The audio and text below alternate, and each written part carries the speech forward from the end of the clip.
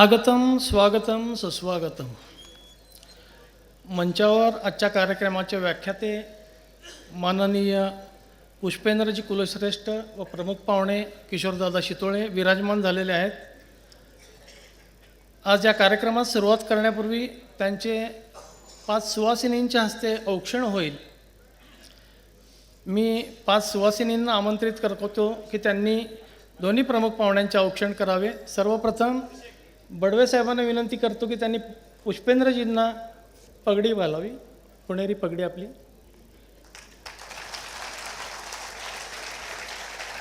आज कार्यक्रम की शुरुआत करने से पहले 5 सुवासिनी द्वारा औक्षण किया जा रहा है. हे आपण त्यांना आरती ओवाळतो. याचं कारण असं, 2 तारखेला पुष्पेंद्रजींची षष्ठाब्दी झाली. त्यांच्या घरामध्ये दिल्लीमध्ये त्यांनी खूप मोठा कार्यक्रम केला, तो आपल्याला पाहायला मिळाला नाही. म्हणून आपण या ठिकाणी हा कार्यक्रम आवर्जून करतोय. म्हणून कार्यक्रमाची सुरुवात आपण त्यांच्या औक्षणाने करतोय. फक्त आपल्याला माहीत असावं म्हणून हे सगळं सांगितलं. सौ सुधाळली मोरे, सौ मेधा कुलकर्णी, सौ रसिका बडवे, संयोगिता काकडे,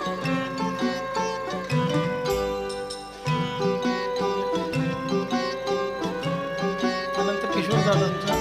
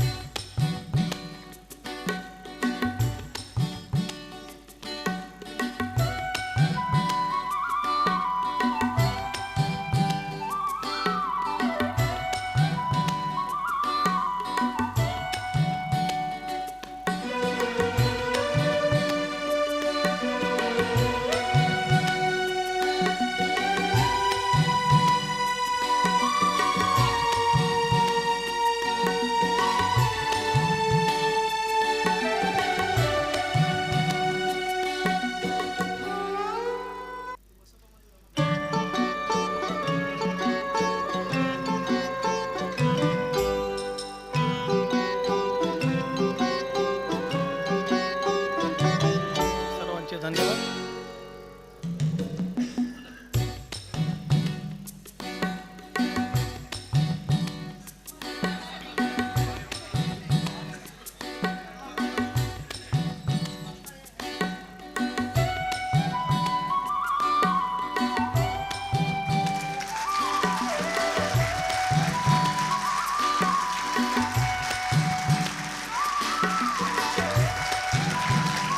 भारतीय संस्कृतीला पुष्पेंद्रजींनी प्रत्येकाचे वाकून नमस्कार केलेला आहे.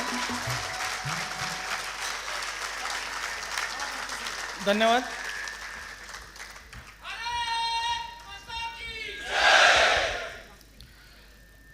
महाराष्ट्र साहित्य परिषद शाखा दक्षिण सोलापूर आयोजित आजच्या माननीय पुष्पेंद्रजी कुलश्रेष्ठ यांच्या भारत का भविष्य या व्याख्यानास मी दोन्ही मान्यवरांचे, सर्व रसिक प्रेक्षक मान्यवर सोलापूरकर यांचे मनपूर्वक स्वागत करतो.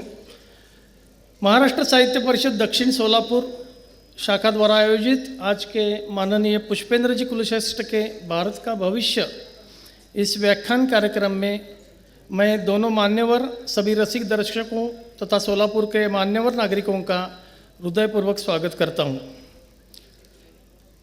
महाराष्ट्र साहित्य परिषद दक्षिण सोलापुर संस्था की स्थापना को आज लगभग 11 वर्ष पूरे हो गए हैं। इन 11 वर्षों में हमने साहित्य से संबंधित संगीत के कई कार्यक्रम, व्याख्यान तथा विविध व्यक्तिमत्वों की मुलाकात आधारित कार्यक्रम आयोजित किए हैं। आज का कार्यक्रम भी उन्हीं में से एक है। पुनः एक बार आप सभी का हार्दिक स्वागत। यानंतर मी महाराष्ट्र साहित्य परिषदेचे अध्यक्षा सौ रेणुकाजी मागावकर यांना विनंती करतो की त्यांनी आज कार्यक्रमास उपस्थित असलेल्या दोन्ही पाहुण्यांचा परिचय करून द्यावा।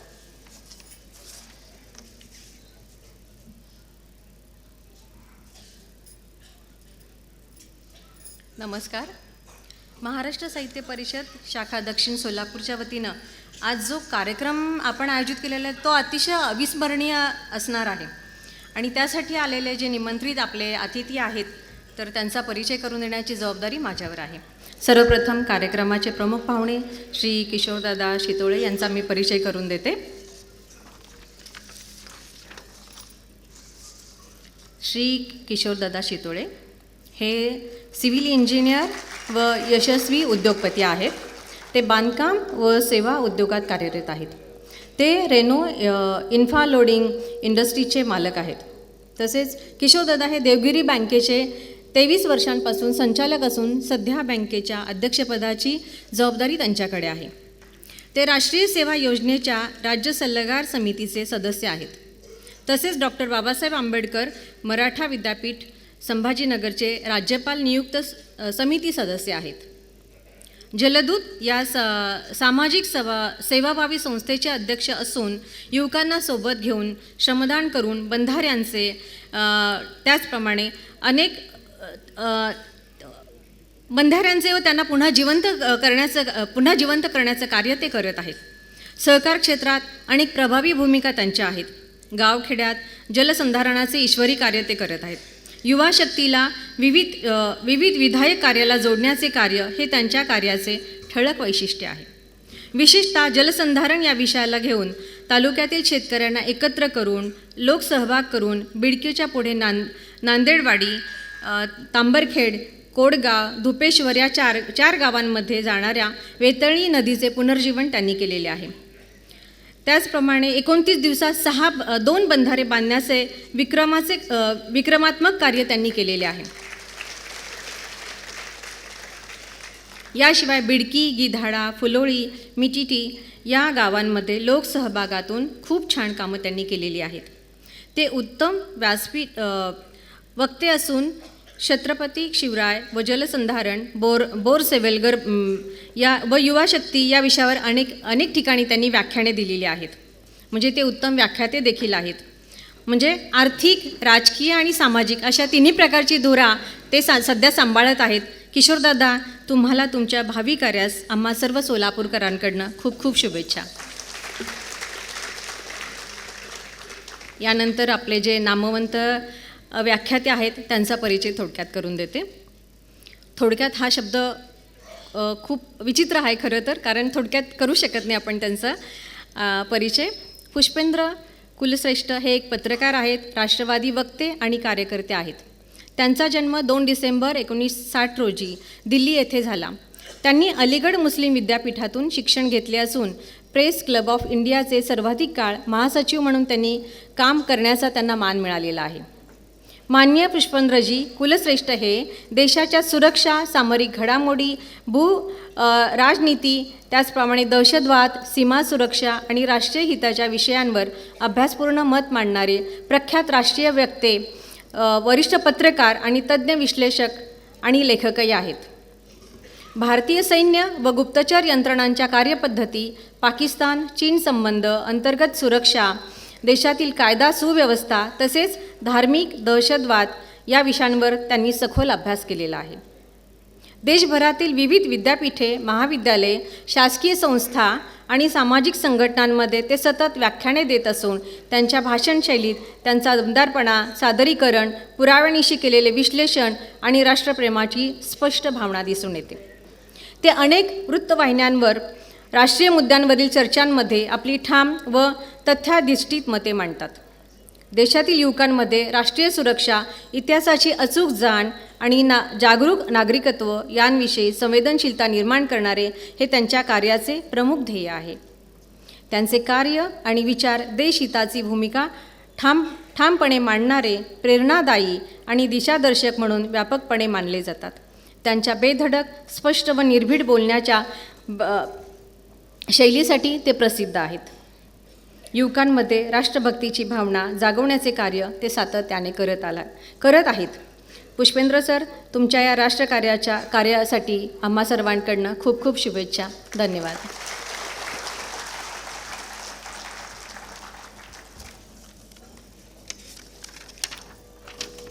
धन्यवाद मैडम.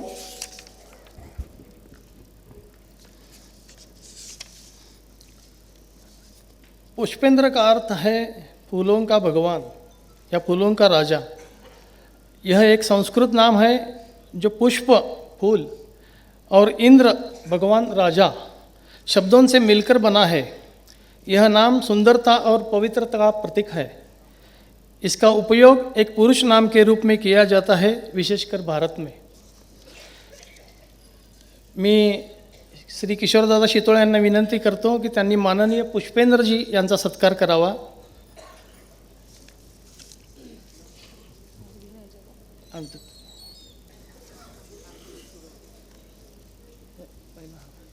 शिवाजी महाराजांचं प्रतीक पहिला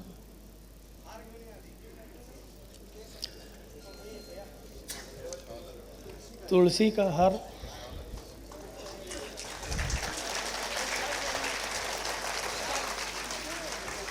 Savor the rigid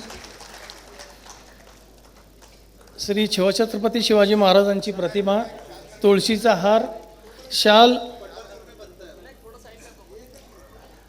व आपल्या हिंदू धर्माचा धर्मध्वज देऊन त्यांचा सत्कार इथं होत आहे.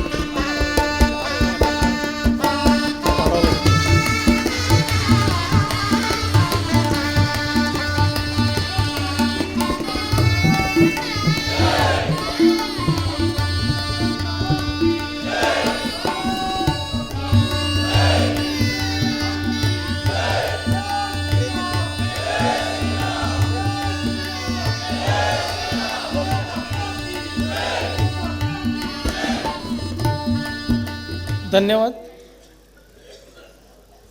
यानंतर मसापाचे कार्याध्यक्ष प्रशांत बडवे यांना विनंती करतो की त्यांनी किशोरदादा शितोळे यांचा सन्मान करावा.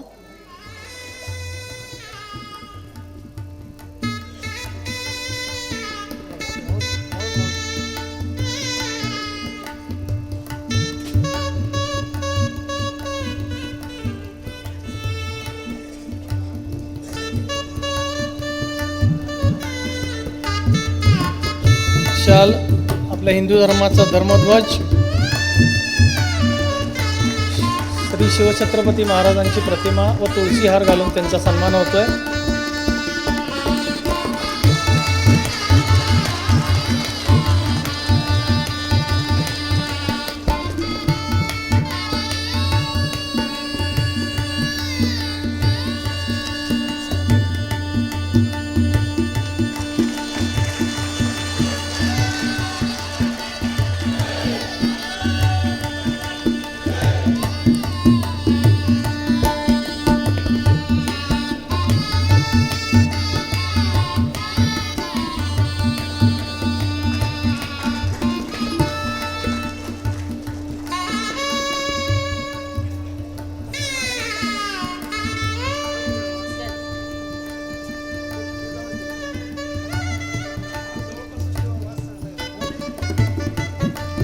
धन्यवाद.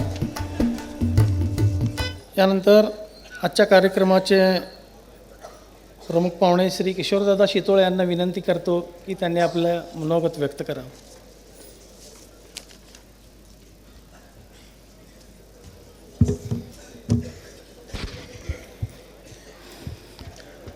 बोला भारत माता की वंदे वंदे. सोलापूरकरांचा आवाज हुतात्मा स्मृती हे स्मारकाचं हे आपलं नाट्यगृह आहे आणि आवाज जोरदार आला पाहिजे. बोला भारत माता की वंदे वंदे.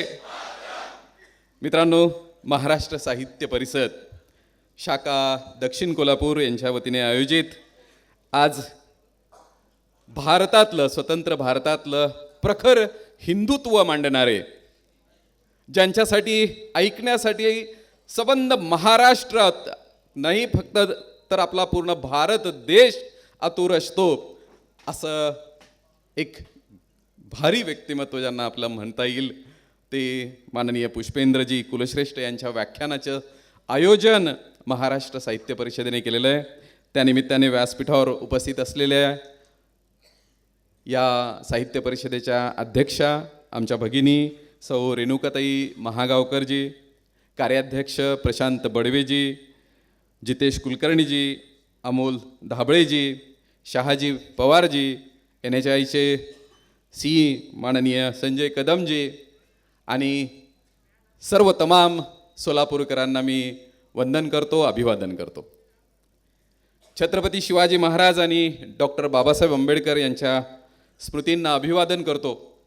आणि खरोखर की महाराष्ट्र साहित्य परिषद जे विविध कार्यक्रमांची रेलचेल जी मेजवानी आपणा सगळ्यांना वर्षभर देत असते आणि त्यातला आज एक उत्कंठता वाढवणारा एक अत्युच्च क्षण ज्याच्यासाठी तमाम सोलापूरकर आतुर आहेत, असं आजचं हे पुष्पेंद्रजींचं व्याख्यान आयोजित करणाऱ्या सगळ्या रेणुकाताई आणि प्रशांत दादांसाठी आपण एकदा जोरदार टाळ्यांनी त्यांचं स्वागत करूया.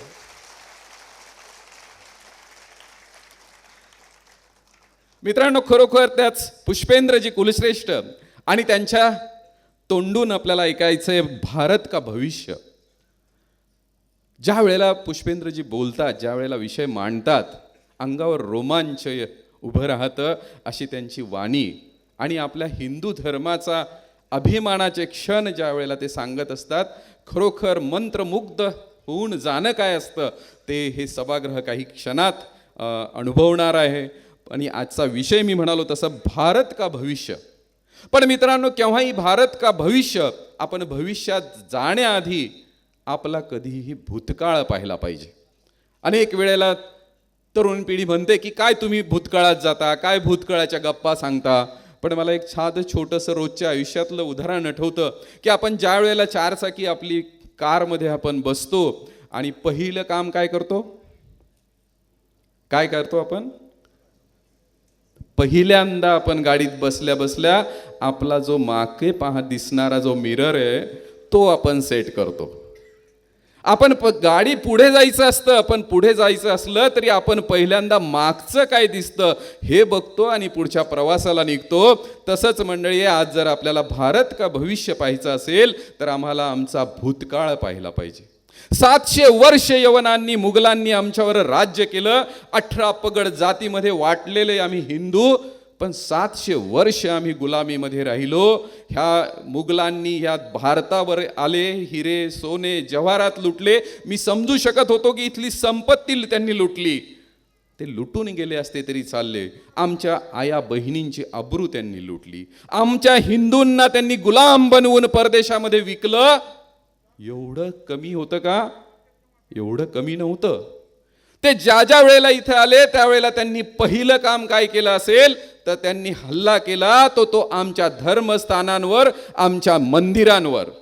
कारण त्यांना माहीत होतं की हा 18 पगड जातीत वाटलेला हा हिंदू एकत्र कुठे येत असेल तर तो फक्त देवाच्या मंदिरामध्ये आणि देवाच्या ठिकाणी नतमस्तक होणारा हा हिंदू. याला जर तोडायचं असेल, याला जर दुभंगवायचं असेल तर याचं श्रद्धास्थान असलेलं हे मंदिर पहिलं तोडा. आणि हे करताना त्यांनी 1527ला आमचा देशाचा चरित्र मानस, आमचा चरित्र पुरुष असलेला राम लल्लाच्या जन्मभूमीवर हल्ला केला, जन्मभूमी नष्ट केली. मित्रांनो, ती जन्मभूमी नष्ट केली, सारा भारत देश आक्रोशला. पण आम्ही वाटलेलं होतो, अनेक राजघराणे होती, अनेक राजसत्ता होते, सरदार होते, पण राम लल्लाला मुक्त करण्यासाठी आपापल्या परीने या इथल्या हिंदू राजांनी, हिंदू सरदारांनी प्रयत्न केले, लढले. त्या समुद्रासारख्या मुघलांशी ते लढा देऊ शकले नाही. लढता लढता लाखो लोक बलिदान त्यांनी ह्या राम जन्मभूमी मुक्त करायला दिलेलं आहे. कालचा 6 डिसेंबरचा दिवस आहे. हे 1527 पासून कधीही खंड नाही पडलेला. या हिंदूंना कोणी संपवू शकलेलं नाहीये. आपण तुमच्या माझ्या पिढीने आपण रथयात्रा काढली, एक एक वीट जमा केली, आपण ती अयोध्या मुक्त करण्यासाठी लढलो. आणि याचा परिपाक असा झाला की 6 डिसेंबर 1992ला आमचं श्रद्धास्थान अयोध्या मुक्त झालेली आहे. त्या बाबराचा ढाचा तुम्ही सगळ्या हिंदूंनी उद्ध्वस्त केलेला आहे. मित्रांनो, हे होऊ शकलं त्यावेळेला की ज्या वेळेला हिंदू एकत्र येतो, हिंदू जागा होतो, त्या वेळेला कोणताही बाबर आमच्या हिंदूंना, आमच्या सनातन धर्माला संपवू शकत नाही. हे सगळंच सुरू होतं. आम्ही स्वतंत्र झालो, इंग्रजांच्या राज्यातून मुक्त झालो. पुढची 65 वर्ष आम्ही स्वातंत्र्यानंतरही आम्ही हिंदू आहोत हे आम्हाला कळतच नव्हतं.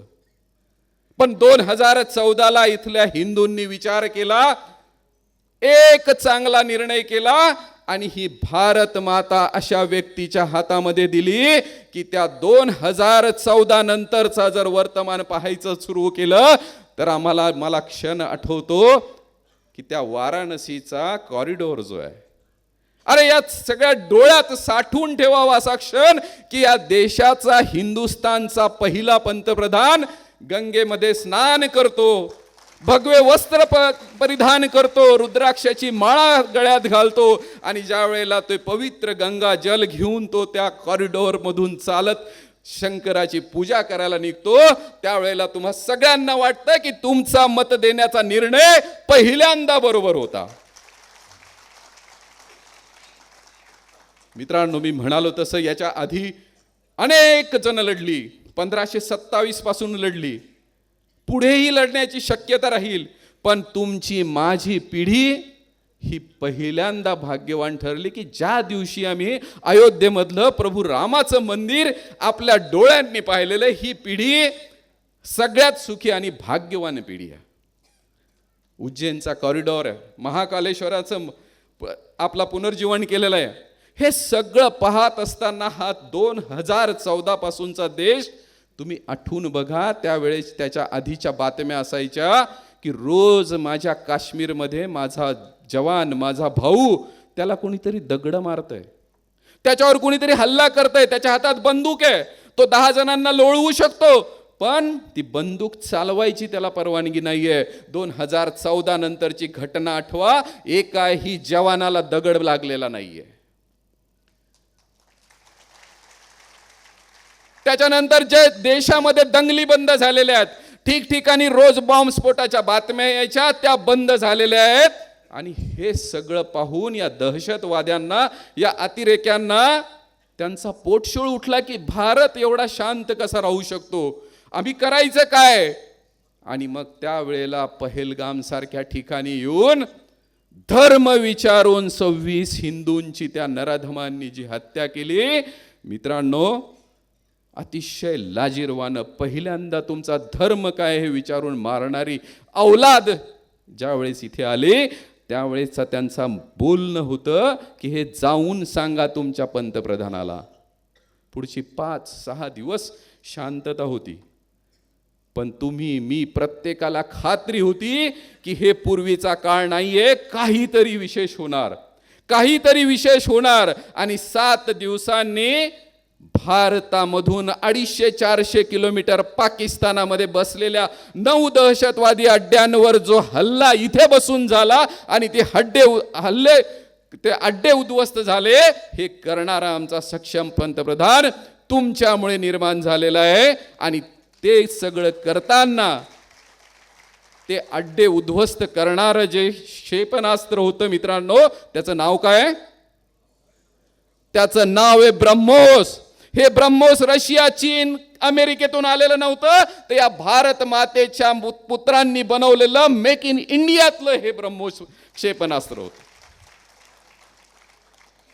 400 ड्रोन त्या पाकिस्तानने आमच्यावर सोडलेली आहेत. 400 ड्रोन आमच्यावर, 400 ते 600 ड्रोन आमच्यावर आले. आमच्या भारत मातेला त्याच्यातलं एकही ड्रोन शिवू शकलं नाही. ते उद्ध्वस्त करणारी S-400 प्रणाली तुमच्या इंजिनियर मुलांनी बनवलेली आहे. मित्रांनो, वर्तमान हे बनवण्याची ताकद, मेक इन इंडिया करण्याची ताकद ज्या वेळेला राष्ट्रप्रेमी पंतप्रधान या देशामध्ये तुम्ही बसवता, त्यावेळेला हे घडू शकतं. हा बदलता जो भारत आहे, या भारतामध्ये आम्ही स्वाभिमानाने जगण्याची ही जी परंपरा सुरू झाली. अनेक वेळेला निवडणुका येतात, गोष्टी होतात. बऱ्याच वेळेला माझे काही हिंदू बांधव मला रस्ता नाही, मला गटर नाही, मला लाईट नाही याच्यात अडकतात. पण आज बघा, सोलापूरच्या चारही बाजूंना जे चकचकीत रस्ते झालेले आहेत, व्हायला वेळ लागला, पण हे आत्ता घडलंय. पण हे घडताना आम्ही हिंदू म्हणून त्या रस्त्याहून जाऊन जगू शकणार असाल तर त्या रस्त्यांना किंमत आहे, अन्यथा ह्या सुखसोयींना किंमत नाही. मित्रांनो, माझी मुलगी बऱ्याच वेळेला पळून जाते, लव जिहादमध्ये अडकते. का अडकते? तो मुस्लिम भाऊ मला त्याचं चूक वाटत नाही, कारण त्याचा धर्म त्याला शिकवतो की 5 वेळा तू नमाज पढ आणि याच्यानंतर आपल्या अल्लाशिवाय दुसऱ्या कुणालाही या जगात जगण्याचा अधिकार नाही. आमचा धर्म हे सांगतो का हो? हे सांगत नाही. आमचा धर्म, हिंदू धर्म सांगतो सगळ्यांना घेऊन जगा, सगळ्यांवर प्रेम करा. पण हे ज्या वेळेला तुम्ही आणि मी विसरतो, लहानपणी शुभम करोती, हनुमान चालिसा हे माझे आई वडील माझ्याकडून म्हणून घ्यायचे. पण आज तुम्ही असाल, मी असाल, आम्हाला वेळ आहे का? आमच्या पिढीला हे संस्कार आहेत का? हे त्या पिढीची चूक नाही, ही माझी चूक आहे. याला जबाबदार मी आहे की माझ्या धर्माने सांगितलेलं मी करत नाही, त्यांच्या धर्माला नाव ठेवण्याचा मला अधिकार नाही. ज्या वेळेला हे हिंदू सगळे एकत्र येऊन हे आम्ही सगळं करायला सुरू करू, त्यावेळेला कुणीही आमच्या भारत मातेकडे वाकडं होऊन पाहू शकणार नाही. हे मी तुम्हाला खात्रीने सांगतो मित्रांनो.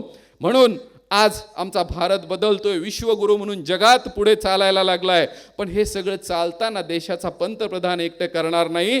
ज्या ज्या वेळेला तुमच्यावर तुमचं कर्तव्य निभावण्याची वेळ येईल, ज्या ज्या वेळेला तुम्हाला 18 पगड जाती सोडून एकत्र जगावं लागेल, त्या त्या वेळेला हिंदू म्हणून तुम्ही जगाल. त्या त्या वेळेला भारत विश्वगुरू होण्यासाठी सगळ्यात अग्रेसर असेल, याच्यामध्ये शंका असणार नाही. त्याच्यामुळे हा उद्याचा जो भारत आहे, हा भारत एकटा आपला पंतप्रधान, एकटे मुख्यमंत्री करणार नाहीत, तर तुम्ही, मी ज्या वेळेला आमच्या धर्माचं पालन करत आम्ही एकत्र राहू, एक संघ होऊन ही भारत माता प्रथम हे आम्ही ज्या दिवशी करू, त्या दिवशी मला वाटतं माननीय पुष्पेंद्र जी जिस विषय को लेकर अपने बीच में आए हैं, मैं और आप सब आतुर हैं उनकी वाणी से अगला भारत देखने के लिए. लेकिन हम सब की जिम्मेदारी है कि पुष्पेंद्र जी सिर्फ कहेंगे और हम तालियां बजा के जाएंगे, ऐसा नहीं होना चाहिए. जो वो कहेंगे वो मैं आज इस पल मेरे जीवन में शुरुआत करूंगा. ये जब होगा तब हमें कल का भारत दिखेगा. मैं माननीय पुष्पेंद्र जी और आपके बीच में ज़्यादा देर रहने नहीं चाहता. मैं 90 के साल में अगर यहाँ पे कोई होगा तो मैं तब छत्रपति शिवाजी महाराज का शिवशहीर बाबा साहेब पुरंदरे जी का जानता राजा था, उसमें कलाकार बोल के काम करने आया था. आज मुझे फिर से यहाँ आने का अवसर मिला. तब भी मैंने 8 दिन आपके बीच में रहा था और मैंने तब देखा कि 3 दिन टिकट नहीं मिला करके सोलापुर वालों ने झगड़ा किया था कि 3 दिन जानता राजा को बढ़ाओ. और वो सब शिव छत्रपति जी का प्रेम आपका देखकर सच में बहुत अच्छा लगता है. मैं आप सब के लिए फिर एक बार आपका स्वागत करता हूँ, आभार व्यक्त करता हूँ और अपने वाणी को विराम देता हूँ. धन्यवाद.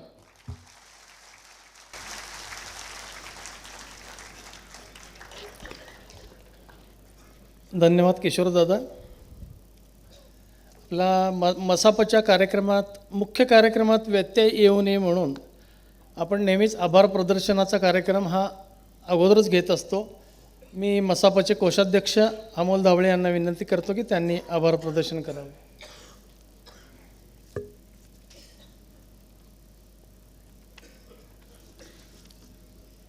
सगळ्यांचे आभार. जास्त वेळ घेत नाही. आपण सगळे रसिक हल्ली व्याख्यानांना एवढी गर्दी म्हणजे मी बऱ्याच वर्षांनी बघितली म्हटलं तरी चालेल, सोलापूरकरांनी बघितली म्हटलं तरी चालेल. कारण हे विचार असेच आहेत की ते विचार घेऊन आपल्याला घरी जायचं आहे. त्यामुळं आभार प्रदर्शन खरं म्हणजे शेवटी असतं, पण आपण ते पहिल्यांदाच मानतो आहे. बडवेसाहेब, आपल्याला नेहमी एका कार्यक्रमातून दुसरा कार्यक्रम मिळतो. पुढच्या वेळेस शितोळे सरांचा कार्यक्रम आपल्याला व्याख्यानासाठी निश्चितच ठेवावा लागेल. आणि नाही, त्यांचे विचारसुद्धा ऐकण्यासारखेच होते, पण त्यांना आज वेळ कमी मिळाला. आज माननीय किशोरदादा शितोळे, अध्यक्ष देवनागरी सहकारी बँक लिमिटेड, छत्रपती संभाजीनगर, अतिशय व्यस्त कार्यक्रमातून त्यांनी वेळात वेळ काढून ते इथं आले. आपण सगळेजण इथं आलात. हुतात्मा स्मृती मंदिरचा स्टाफ आहे की ज्यांनी खूपच मदत केलेली आहे ह्या संपूर्ण कार्यक्रमासाठी. सोलापूर शहर पोलीस आयुक्तालयाचे सगळे अधिकारी आणि कर्मचारी, आणि अर्थातच आपल्यापर्यंत हा कार्यक्रम आत्तापर्यंत पोचवलेले आणि उद्याही जे येऊ शकले नाहीत त्यांच्यापर्यंत हा कार्यक्रम पोचवणारे सगळीच प्रसारमाध्यमं, या सगळ्यांचा मी आभार मानतो आणि आपली रजा घेतो. नमस्कार.